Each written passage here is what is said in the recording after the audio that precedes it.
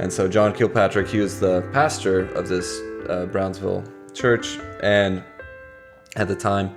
And anyway, so we were watching a message by him, and he talked about how before this, amazing revival happened, he was just a very critical person. And so his wife said he should be an FBI agent. Yeah, very, on the bright side, you could maybe call it discerning, but really it was skewed towards criticism and... which he even admitted. Yeah, so we're not... So it's him talking about this. Yeah. And so he said, one time, he would, watch Christian television at times, and he would just, feel, this critical spirit rise up, and just, a sense of superiority of, that's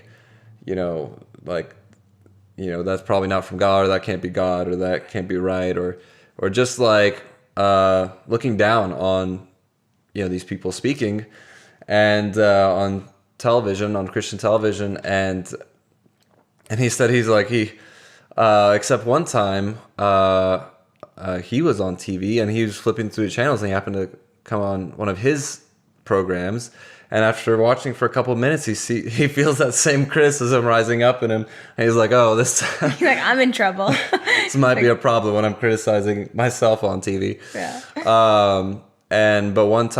But in all seriousness, one time he's driving and God tells him, this is before the revival, he says, God tells him, he's like, if you don't humble yourself, then I will have to pass you by. And so he pulled off the road right away and just repented and humbled himself before God. And he said, he's like, I feel like I'm more hurt than critical, but I can see that obviously it is manifesting in criticism and judgment as well. Yeah, because he was, can I mention what he was hurt by? Sure. I feel like it's important because I think when I heard him say this, I was like, wow, it gave me compassion for people that I've even seen that were critical. Which, how skewed is that? I sometimes have been in the past, critical of people that were critical. That's just messed up. It's the fallen nature. That's, yeah. But thank you, Jesus, that's it's not us. We put that off. Thank you, Father. And so, just listening to him, he was saying he felt like he was more hurt, but it was coming out in cynicism.